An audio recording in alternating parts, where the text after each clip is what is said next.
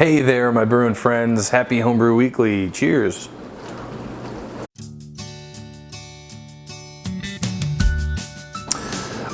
This week I'm drinking a clone of Rogue Dead Guy Ale. This one I brewed quite a bit ago. I want to say in this, I want to say like July of last year. Anyway, it's been a really long time in the bottles, been conditioning. It looks really nice. It's crystal clear. There's a decent bit of head on top. It's not as hoppy as it was. Interesting story about this beer. I started brewing it outside and I ran out of propane, and I ended up splitting up into 2 pots on the stove. Anyway, it was a whole, not a disaster, but it was definitely a challenge. And when it came out tasting really good, I was pretty stoked and excited about that. Anyway, today is an interesting day because there's a lot going on for me. In the back in my brew room, it's a mess. Big mess because we're getting a new furnace installed and a new water heater installed. So there's parts everywhere, and those 2 units are really close to my brew room. So there's stuff everywhere. I still have my batch of Chestnut brown ale, and I'm going to bottle that today after this. I don't know if you can hear, there's a dishwasher running, and stay tuned to my next video to find out why it is pertinent to homebrewing. So I took a gravity reading of the brown ale last night, and it was at 1.010, so or 1010. Is it done? Yeah. I mean, 1010 is a pretty good. It's relatively high for my mash temperature. I think was on the lower end. I want to say 152. You know, I'm going to call that done. I might take another gravity reading before I bottle it just to be sure. But airlock activity is no. We'll see. It tasted very good. I had a couple chestnuts since brewing it just to get the flavor profile down, and you definitely get that nutty taste and that you don't obviously get the consistency, but it finishing out at 1010 gives it that fuller mouth feel, so it's almost like you're chewing on a chestnut in a way. It's not overpowering, I don't think. Chestnuts in general don't have the chestnut, it has a big flavor, but it's not something that can be completely overpowering, I don't think, at least. I mean, it's a good flavor. Anyway, tastes good.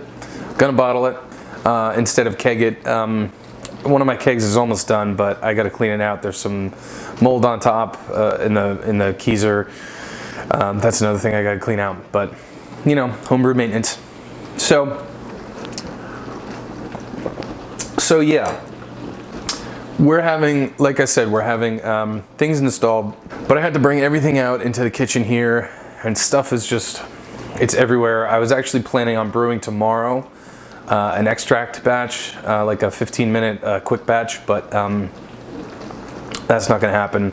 They got to come back tomorrow for they put in the water heater today, they're doing the furnace tomorrow. It's just not going to happen. So it is what it is. Maybe the week after that, maybe I'll brew an extract batch.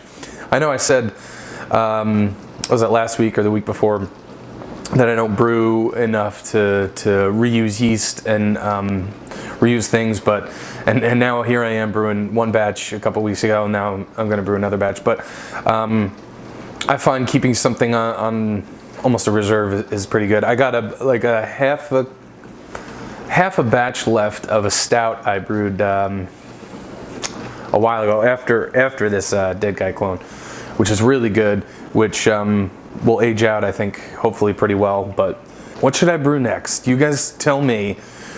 You let me know what to brew, and I'll consider it.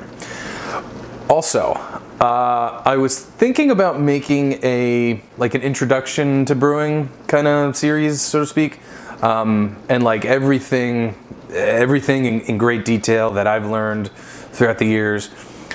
I'm not sure about doing it though. There's a lot of information on YouTube about this, and there's a lot of information everywhere on the internet about getting started that I'm not sure. This might just get lost in the midst of everything, and I'm not sure that how valuable it will be to newer people. If you guys want to, I will. So one thing about this batch of Chestnut Brown Ale that I didn't really mess up on, but I should have known.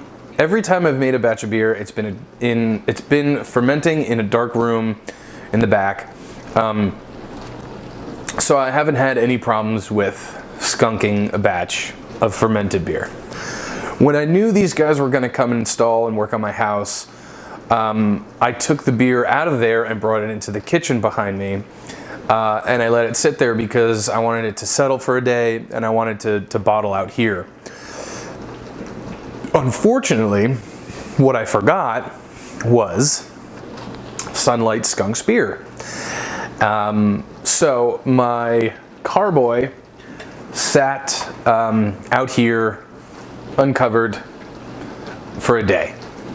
Now, does it get direct sunlight? No. It was actually snowing yesterday where I am. So it's kind of overcast, which is hopefully my saving grace. I smelled it last night, and I don't know if I was psyching myself out, but I told myself it smelled a little skunky, but I tasted it. It tasted good, so I mean, I'm gonna bottle it. Worst case scenario, I have to dump it, but I'm gonna put in the extra work and finish it off right and try it out. So the sun kind of sets where the windows are, so the blinds were down, they weren't necessarily closed, so it's possible that it got some sunlight. So quick, last night when I got home I realized this, and then I put a towel over it. So yes, sunlight will skunk your beer. It's not about going from hot to cold to hot to cold, which if you're going from your fridge to room temp, back to the fridge, and then back to room temp, I mean, it's not a huge deal. It's not the best thing for the beer. When it really hurts the beer is when you go from the trunk of your car on a 100-degree day, sitting there for a week, to sticking it in your fridge and then back to really high temperature. So those big swings are really going to mess with the beer, and it's not going to be skunked, because skunking is a process. There's a chemical reaction in which the ultraviolet light and hops make a very nasty, it's called a skunking. It's called skunking because it smells and tastes skunky. You guys have tasted this before. If you've ever opened a Corona, or if you've ever opened a Heineken, that's the telltale sign of skunking, because they use green and clear bottles. That's why 90-some-odd% of breweries use brown bottles, is because brown, the color brown in glass, filters out a majority of the ultraviolet light. So when you have something like a Corona, like a Landshark, Heineken, what's that? Innocent Gun used to have clear bottles, but they've learned. I've had quite a few Innocent Guns that I've opened and they tasted off. They were skunky because they're in clear bottles. So use brown bottles unless you know you're going to store it, in a dark place. I'm going to get on with bottling this. There's always a snag. Every brew day, bottle day, any time you start futzing around with homebrew stuff, you're going to hit a snag. But that's part of the fun. Anyway, guys and gals, cheers. Happy brewing. Please feel free to leave a comment about anything. Let me know what I should be brewing or you want to see brewed. Alrighty. I'll see you guys on the next one.